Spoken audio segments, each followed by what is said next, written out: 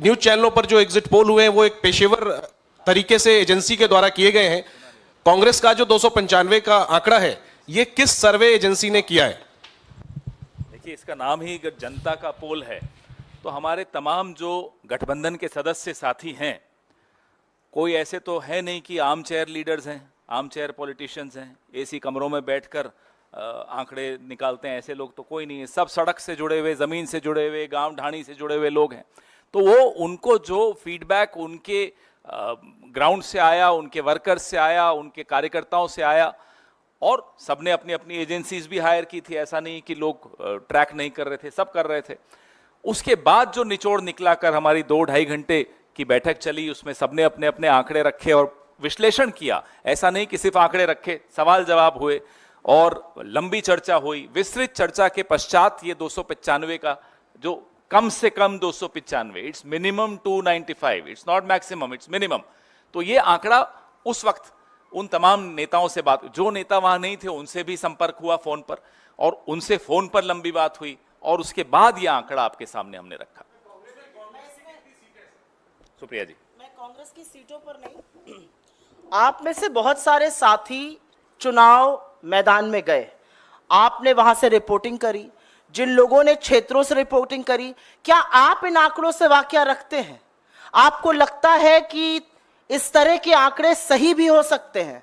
जितना आक्रोश हमने जनता में देखा बेरोजगारी को लेकर, महंगाई को लेकर, जिस कदर युवा गुस्सा दिखा, आपको लगता है ये आंकड़े सही हो सकते हैं? मेरी अपनी खबर है, और क्योंकि आप ही लोगों के बीच में रहकर 20 साल काम किया है, कि न्यूज रूम्स खुद चौक भौचक्के थे कि इस तरह के आंकड़े आ ही नहीं सकते, क्योंकि वो लोग गए। तो मुझे लगता है ये व्यवसाय है कुछ लोगों के लिए, वो काम करते हैं, उसका उतना ही मनोरंजन लीजिए, मनोरंजन उठाइए 2-3 दिन, और 4 जून को जब असल आंकड़े आएंगे तो वो जनता की आवाज है, वही मतादेश है। ये जो आंकड़े हैं, ये अगर ये सच है तो ये पूरी तरह से मतादेश के खिलाफ है, क्योंकि जनता में आक्रोश है, गुस्सा है, जनता परेशान है, और उसने कमर कस के बदलाव के लिए वोट दिया है। इसमें मैं कुछ ऐड भी करूंगा। एक नाम मैं नहीं लूंगा, लेकिन एक बहुत ज्यादा सेलिब्रेटेड सेफोलॉजिस्ट, जो जिनके बारे में सब इंतजार कर रहे थे कल कि उनके आंकड़े आए या नहीं आए। देखिए, पारदर्शिता बहुत आवश्यक होती है, नेताओं के लिए भी होती है, पत्रकारों के लिए भी होती है, और जो सेफोलॉजिस्ट हैं उनके लिए भी होती है। वो दरअसल काम भारतीय जनता पार्टी के लिए करते हैं, उनके पेरोल्स पर हैं, उनसे पैसे लेकर काम करते हैं, और पहला आंकड़ा उन्हीं को, जो भी उनकी फाइंडिंग होती है, पहले अमित शाह जी और पीयूष गोयल जी के सामने रखते हैं। अब ये आंकड़े वहां से आए, टेलीविजन के माध्यम से जनता में फैलाए जाए, किसके थ्रू किया जा रहा है? एक ऐसी एजेंसी के थ्रू, एक ऐसे व्यक्ति के थ्रू जो कि full time Bharatiya Janata party के लिए काम करते हैं। उससे पहले उनकी प्रिंटिंग प्रेस थी कहीं मध्य प्रदेश में। तो ये सब बातें पारदर्शी तरीके से लोगों के सामने आनी चाहिए। ये सट्टा बाजार को इन्फ्लुएंस करना चाहते हो आप, चलिए कमा लीजिए 1-2 दिन।